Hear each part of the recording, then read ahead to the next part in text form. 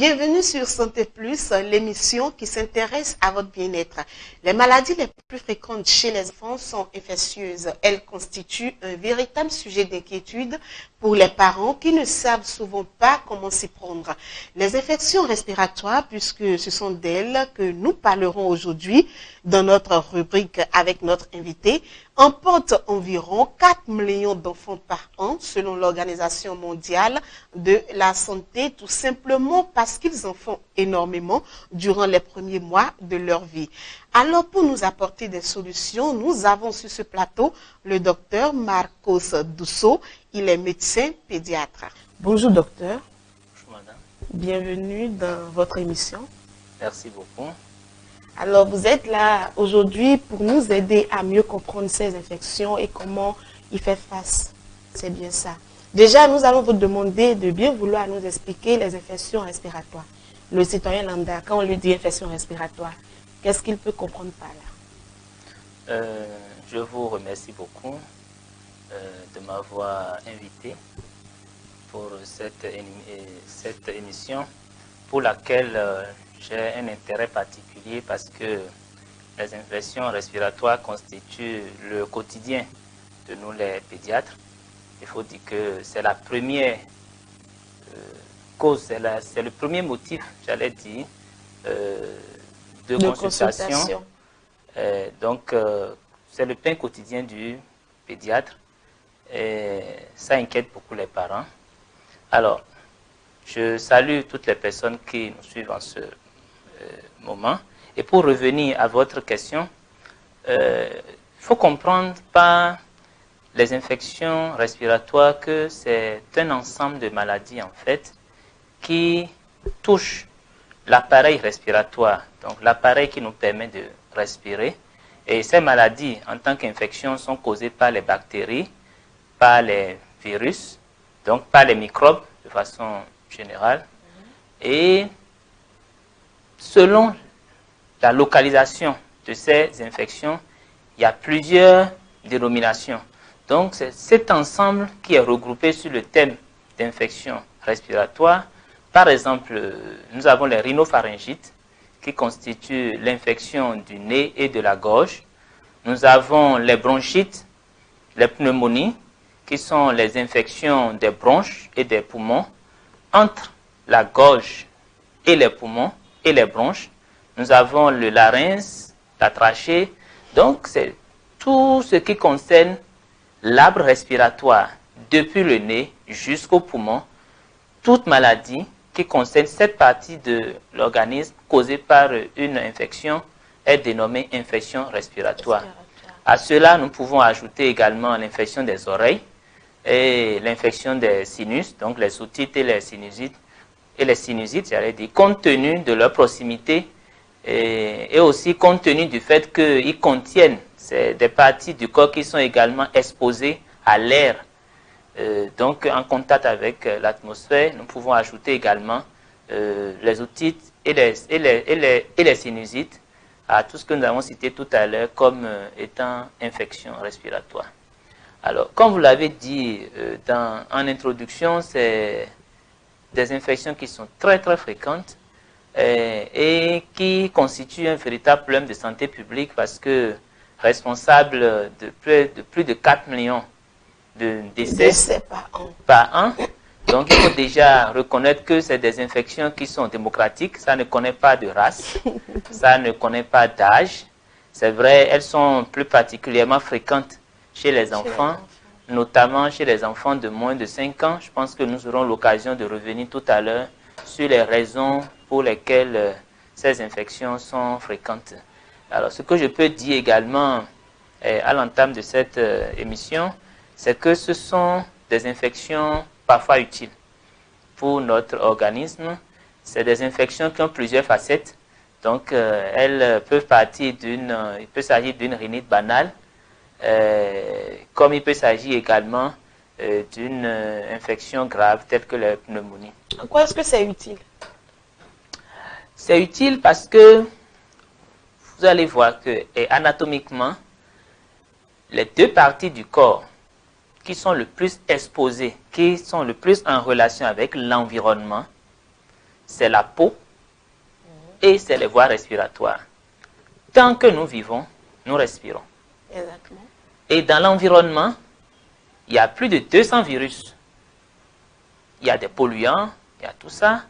Et donc, c'est le contact avec tous ces éléments de l'environnement qui permet à l'organisme de s'habituer. Donc, les infections respiratoires, dans leur forme simple, notamment les infections respiratoires des voies hautes, c'est-à-dire du nez et de la gorge, constituent pour l'organisme des occasions pour acquérir l'immunité. Oui. Donc, à travers ces infections, l'organisme a la possibilité d'apprendre à se défendre. Voilà. Donc, elle participe énormément à l'acquisition de l'immunité et ça explique en partie les raisons pour lesquelles nous l'observons beaucoup plus chez les enfants parce qu'une fois que l'immunité est acquise... C'est justement ma seconde question. Pourquoi les enfants font autant d'infections? Oui, les enfants font autant d'infections parce que déjà là, il faut catégoriser les enfants en 3 groupes. D'accord. Il y a les enfants de 0 à 6 mois qui n'ont pas une bonne défense immunitaire, mais qui bénéficient de l'immunité de leur maman.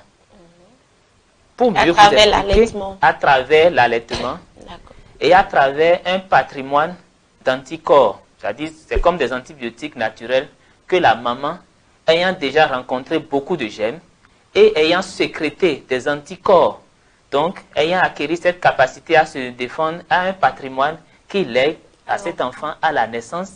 Et ça s'entretient également à travers l'allaitement, de sorte que les anticorps dont l'enfant bénéficie, le taux d'anticorps est assez suffisant pour le protéger jusqu'à 6 mois. Mais il faut signaler que c'est une protection partielle. Donc, ça ne veut pas dire qu'un enfant de moins de 6 mois ne fera pas du tout d'infection respiratoire.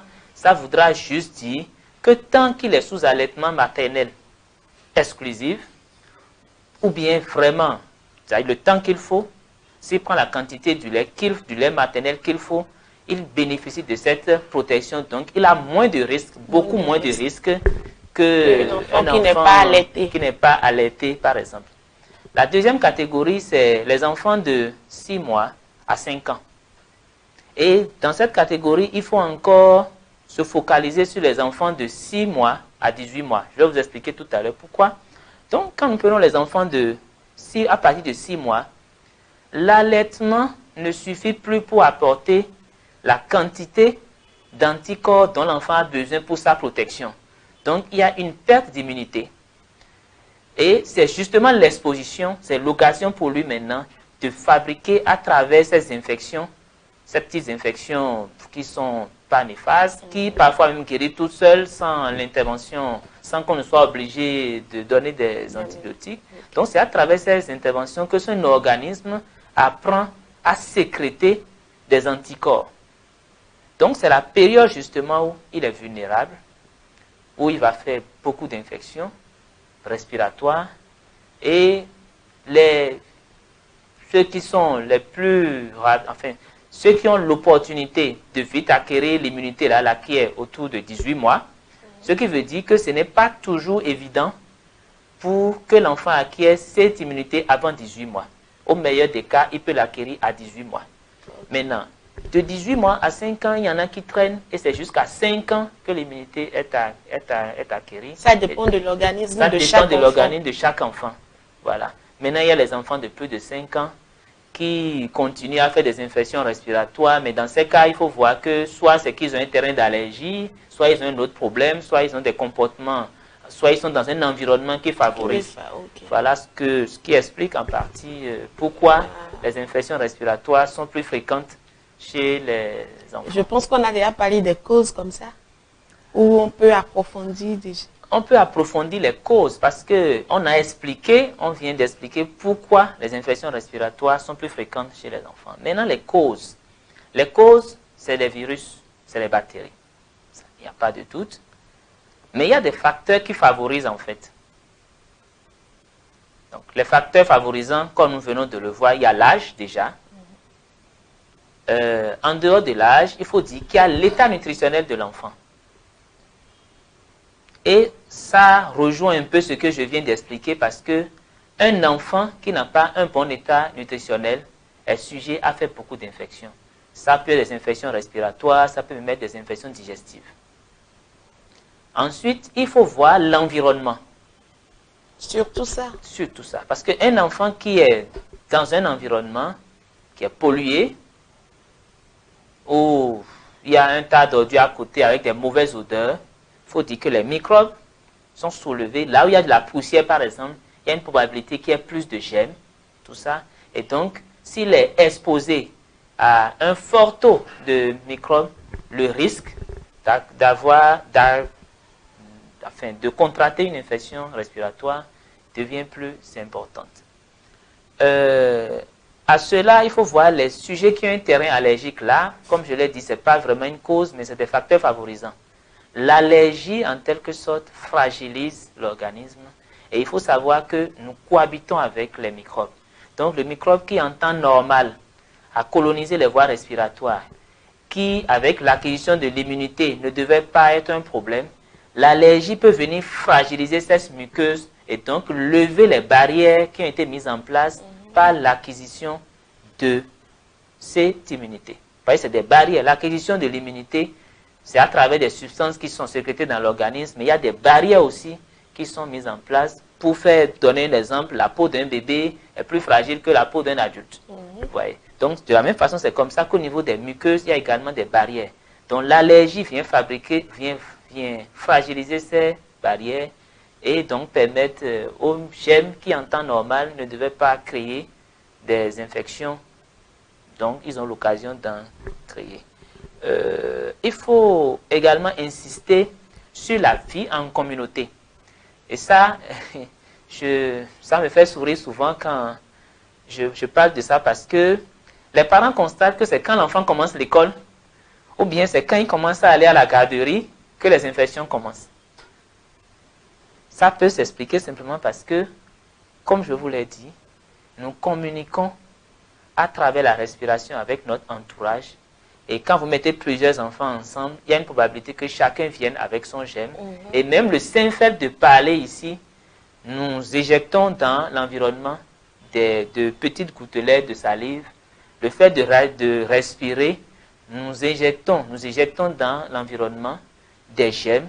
Donc, par ces contacts, donc à travers le flux aérien, il y a des enfants, lorsque vous les mettez en communauté, qui puissent contracter. Il en est de même pour les écoles et puis tout le reste. Bon, l'autre chose aussi comme cause ou bien comme facteur favorisant, c'est l'abus des antibiotiques. Parce que l'abus des antibiotiques, les parents qui pour une raison, juste parce que l'enfant a chauffé, ils vont à la pharmacie, ils achètent des antibiotiques eux-mêmes, ils fragilisent. En fait, ils détruisent les microbes nécessaires qui devaient nous protéger. Ils détruisent ces microbes. Et donc, ils permettent... Ça crée la résistance. Voilà, ça crée la résistance. Mais même au-delà de ça, ils permettent à l'organisme, c'est-à-dire de recevoir d'autres microbes plus virulents. Alors que la présence de ces microbes protecteurs au niveau du tube respiratoire fait que d'autres microbes n'ont plus de l'espace pour s'implanter parce qu'ils ont besoin d'éléments pour se nourrir. C'est comme les occupations d'espace de terrain et autres. Si quelqu'un est déjà sur le terrain, il est évident que ça va être plus difficile pour quelqu'un d'autre de s'installer. Donc voilà un peu, la liste est longue, on ne peut pas aborder tout ce qu'il y a comme facteurs favorisants. Voilà quelques facteurs favorisants. D'accord. Alors dites-nous, comment est-ce qu'on peut faire la différence entre une infection des bronches et une pneumonie? Il faut dire que parfois la différence, elle est un peu difficile à faire. Même pour un médecin, ce n'est pas toujours facile. Donc, ce qui est déjà, il faut faire la différence. La différence elle est plus facile à faire entre les infections des voies hautes et les infections des voies basses. Et les infections respiratoires basses, ce qui les caractérise, c'est la toux. Et c'est le gène respiratoire. Parce que lorsque le nez est bouché, la personne a la possibilité d'ouvrir la bouche pour respirer. Mais lorsque l'infection elle est localisée au niveau bas, Il n'y a pas de voie de substitut. Donc, automatiquement, le sujet a des difficultés à respirer. Oui. Et ça, par contre, ça peut alerter et ça peut imposer au médecin de faire la différence entre les bronchites et les pneumonies. Parce que les pneumonies, elles sont plus graves que les bronchites. De toutes les façons, les bronchites conduisent aux pneumonies. Et en traitement, parfois, il n'y a pas de nuance à faire, mais on est contraint d'aller à la radio et c'est la radiographie qui peut nous dire vraiment ça c'est une pneumonie, ça c'est une bronchite. Sinon, cliniquement, c'est les mêmes présentations. Alors, comment est-ce que ces infections respiratoires se manifestent? Comment est-ce qu'on peut savoir que cette personne est atteinte d'une infection?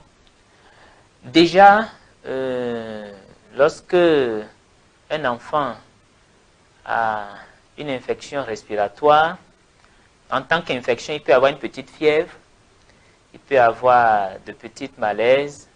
L'enfant qui s'alimente bien peut ne plus s'alimenter comme ça se doit. Et vous allez remarquer qu'il devient nerveux, irritable, certainement parce qu'il ne peut pas forcément dire j'ai mal à la gorge, j'ai mal dans les côtes. Oui. Ah oui, dans les côtes. Oui, puisque les poumons sont situés au niveau du thorax, donc les côtes protègent les poumons. D'accord. Oui. Donc un adulte peut dire j'ai mal à la poitrine, c'est ce qu'on dit souvent. Bon, oui. Mais les signes qui sont caractéristiques des infections respiratoires, c'est le rhume par exemple. Et au niveau du rhume, lorsque l'enfant a un rhume, au début le rhume il est clair, après ça peut devenir jaunâtre, ça peut même devenir verdâtre, ça peut sentir. Et selon que c'est clair ou bien que ça a une mauvaise odeur, ça attire l'attention du médecin. Parce que tout à l'heure, je l'ai dit, les infections, elles sont le plus souvent virales, mais il peut y avoir des surinfections. Et c'est justement les surinfections qui, la plupart du temps, font la hantise du médecin. Oui.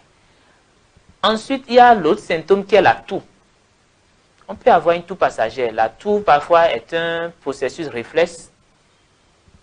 Mais lorsque cette toux devient permanente, empêche de dormir, empêche l'enfant de manger, l'enfant qui tousse jusqu'à vomir, vous voyez, c'est déjà des signes qui montrent que quelque chose se passe au niveau de la voie respiratoire, quelque chose de sérieux se passe au niveau de la voie respiratoire. Les oreilles et les oreilles communiquent quelque peu avec notre système respiratoire, donc on a des cas où c'est des otites, des enfants qui disent qu'ils ont mal à l'oreille. Et il y a une particularité de l'enfant, surtout au niveau de la gorge. Au niveau des angines, un enfant qui a mal à la gorge vous dira qu'il a mal au ventre.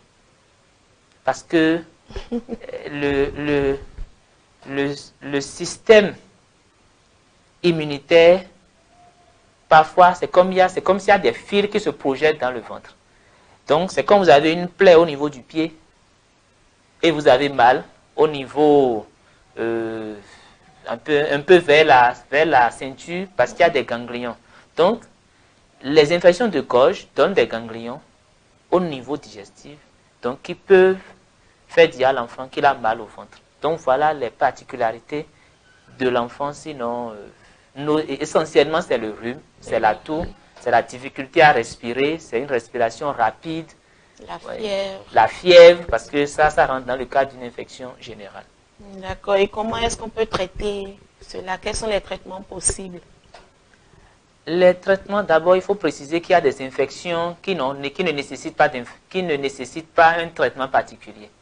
Les rhinopharyngites qui sont habituellement virales, le traitement consistera donc à soulager l'enfant par rapport aux gènes que la maladie le procure. S'il a le nez bouché, il faut déboucher. Et il y a plusieurs façons de déboucher. Il y a plusieurs façons de le faire. S'il a la fièvre, il faut baisser la fièvre. Parce que la fièvre, quand elle est très élevée, peut faire convulser l'enfant et amener d'autres problèmes. Mais utiliser des antibiotiques pour une infection virale, ça n'a pas son sens. Parce qu'habituellement, c'est des infections qui évoluent pour leur compte en 7 à 10 jours à peu près. il y a des cas où le médecin est habitué, est amené compte tenu de la fragilité de l'enfant à prescrire des antibiotiques, soit parce qu'il craint que l'enfant a des problèmes d'immunité, soit parce qu'il voit déjà que l'environnement est tel que l'enfant peut se surinfecter. Sinon, les infections virales n'ont pas besoin d'antibiotiques. Maintenant, les infections qui ont besoin d'antibiotiques, c'est les pneumonies. Et c'est elles qui sont meurtrières. Vous imaginez que au Bénin, par exemple, les pneumonies à elles seules représentent 20% des cas de décès. Et elles sont souvent observées chez les enfants de 6 à 18 mois, bon, beaucoup plus, enfin chez les enfants de moins de 5 ans, mais le pic, c'est chez les enfants de 6 mois à 18 mois. Et donc, pour ces cas, on est obligé, sinon le traitement, c'est de mettre des antibiotiques. Il y a tout un raisonnement qu'il faut faire pour le mettre en tenant compte de l'âge, en tenant compte du poids, et puis voilà. D'accord. Alors, est-ce que c'est possible de prévenir ces infections? Parce que c'est toujours bon de prévenir les maladies. Bon, oui, comme je vous l'ai dit tout à l'heure, les infections respiratoires regroupent assez de maladies. Il y a des infections, tout de suite, il faut dire que ce n'est pas possible. Bon. La prévention. Ceux qui nous écoutent peuvent être un peu choqués, mais il y a des... Quand nous prenons les rhinopharyngites, qui sont des maladies d'adaptation, qui sont des maladies à la limite utiles, il n'est pas possible de les prévenir. Par contre, il y a des précautions qu'on peut prendre pour éviter que ça ne se reproduise souvent, pour éviter la récidive. Et déjà, chez les moins de 6 mois, comme nous l'avons dit, c'est de prioriser l'allaitement maternel exclusif. Autant que se peut, il faut faire l'option de l'allaitement maternel exclusif. Nous l'avons déjà développé, l'avantage que ça procure. Ensuite, il faut assurer la vaccination des enfants.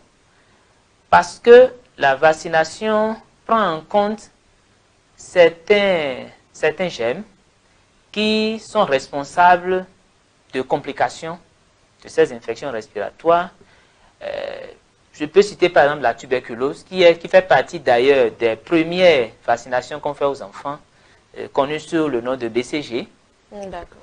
Ensuite, il y a la coqueluche, qui peut être prévenue par la vaccination qu'on fait à 1 mois et demi, 2 mois et demi, 3 mois et demi, et bon, et ainsi de suite. Les pentas, voilà. Il en est de même pour la diphtérie, pour l'hémophilus influenzae, qui fait partie vraiment des germes les plus virulents. Oui. Et il y a la rougeole aussi, parce qu'il y a des virus, les infections virales sont certes banales, mais il y a des virus qui sont particuliers en leur genre. Oui. Donc, il y a la vaccination contre la rougeole, par exemple. Et là, j'insiste en disant que les vaccinations ne s'arrêtent pas à 9 mois. C'est vrai que notre État aujourd'hui subventionne les vaccinations jusqu'à 9 mois, voire 1 an. Bon, c'est l'État des pays pauvres, sinon idéalement, s'il y avait la sécurité sociale, c'était d'aller au-delà. Donc, pour ceux qui ont les moyens, ou qui peuvent se donner les moyens, parce que c'est important, pour ceux qui ont des assurances, c'est important de savoir que les vaccinations continuent, il n'y a pas d'âge. Et il y a des vaccins qui protègent contre les infections respiratoires qui se font à 15 mois, à 18 mois, à 2 ans, à 5 ans, ainsi de suite. Et c'est vrai, ces vaccins sont parfois un peu chers, mais je pense que, vu l'intérêt, c'est important de le faire. Et il faut éviter de prendre des antibiotiques en automédication, je l'ai dit tout à l'heure. Il faut apprendre aux enfants qui ont plus de 2 ans à se moucher. Parce que le fait pour un enfant de ne pas savoir se moucher, les sécrétions respiratoires constituent un nid pour d'autres germes qui vont venir se développer et compliquer les rhinopharyngites banales qui devraient passer sans traitement. Pour apprendre à l'enfant de 2 ans à se moucher, c'est de lui apprendre à bien inspirer, à boucher le nez d'un côté et à souffler. Oui. Pour des mères qui peuvent prendre un peu leur courage à 2 mains, les médecins nous essayons de leur montrer comment faire le lavage narinaire, mais il y a assez de vidéos qui existent sur YouTube, sur plein de réseaux sociaux et qui montrent des images de comment pouvoir le faire. Il faut éviter la tétine chez les enfants, notamment chez un enfant de 9 mois qui commence déjà à aller à 4 pattes, parce que c'est des sources de germes que l'enfant introduit et puis qui va donner des infections au niveau de la gorge.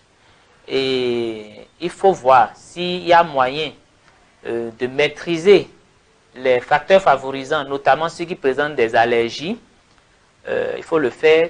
Si quelqu'un a un terrain d'allergie, il n'est pas obligé de dormir sous brasseur, de dormir sous ventilo, de dormir sous climatisation. Même quand il fait chaud? Oui, je pense que l'organisme finit souvent par s'adapter.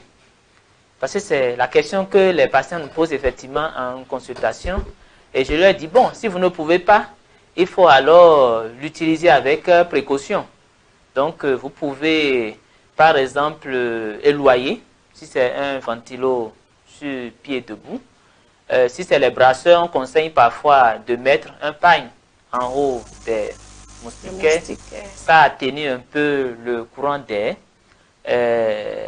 Voilà. Et pour ceux qui dorment sous climatisation, il est conseillé de rester au-delà de 22-23 degrés, d'éviter les 16-18 degrés. C'est pas bon, c'est agressif pour la muqueuse de l'enfant. Et pour tout le monde, il est conseillé d'aérer les chambres de façon périodique. L'idéal, c'est que quotidiennement, il faut ouvrir les fenêtres pour laisser l'air se renouveler. Surtout si le soleil peut y pénétrer, ça c'est encore plus intéressant. Et il faut consulter autant que possible. C'est vrai, on n'a pas besoin de consulter pour un rhume banal, sans fièvre, sans toux, sans rien. Mais dès que la toux s'y mêle, la fièvre s'y mêle, on voit que l'état de l'enfant, l'état de santé de l'enfant change un peu, soit il ne mange plus, il ne dort plus bien. Il faut consulter le plus tôt possible, éviter de faire l'automédication pour ne pas justement consulter un peu tard. Et c'est ce que nous observons souvent. Les parents traînent, ils font de l'automédication et ils amènent les enfants dans un état, quand l'enfant a déjà du mal à respirer, ce qui est à déplorer. La prescription d'antibiotiques n'accélérerait pas la guérison de votre enfant car ils sont sans effet sur les virus. Le plus important donc est de le soulager par des gestes simples, mais surtout en observant les prescriptions et les conseils du médecin.